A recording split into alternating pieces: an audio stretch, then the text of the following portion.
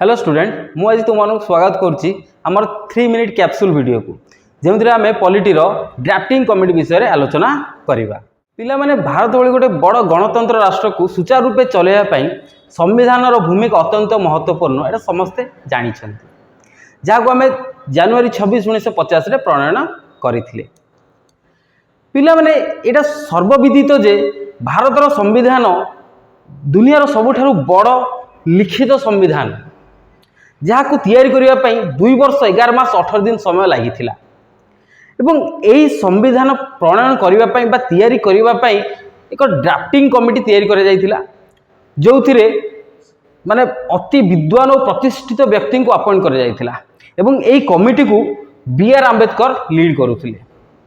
तो आज पिला माने सेही ड्राफ्टिंग कमिटी 6 जण इंपोर्टेंट मेंबर विषय रे आमे आलोचना करिबा एवं तांको विषय रे जानिबा। पिला माने एही 6 जण को मेंबर भितर सर्वप्रथम हेले आलादी कृष्ण स्वामी आयर जे जणे इंडियन लॉयर थिले एवं से संविधान रो फंडामेंटल राइट्स उपरे काम करथिले। तापर हेले एन गोपाल स्वामी आयंगर से मध्य जणे प्रतिष्ठित लॉयर थिले एवं से हमर जो संविधान रो आर्टिकल 370 उपरे काम करथिले।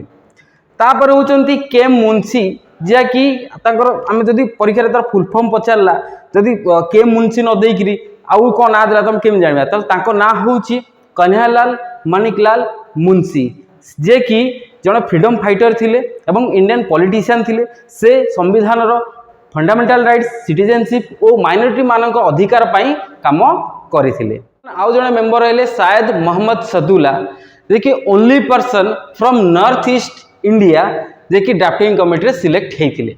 सेही परि पिला माने आउ 2 जण इंपोर्टेंट पर्सन रहिले जे कि हमर रहिले बीएल मित्र एवं डीपी खैतान। पिला माने जो बीएल मित्र थिले तांकर देह असुस्थता जोगु से रिजाइन कर देथिले एवं तांको जगह रे एन माधवराव को अपॉइंट करा जायथिला एवं सेही परि डीपी खैतान को मृत्यु परे टी कृष्णमाचार्य को अपॉइंट करा जायथिला। पिला माने एही मेंबरंकर कठिन परिश्रम जोगु 1949 मसिया 26 नवेम्बर रे फाइनली कॉन्स्टिट्यूशन रा काम खत्म हैला। किंतु पिला माने तमे माने जानिछो कि जो संविधान 26 नवेम्बर कंप्लीट हैला परे मध्य 26 जनवरी 1950 रे काहे कि प्रणयन करा गला जो मझिरे 2 मास गैप रहिला काहे कि रहिला जदी पिला माने जानिछो हमु कमेंट बॉक्स रे जणाओ।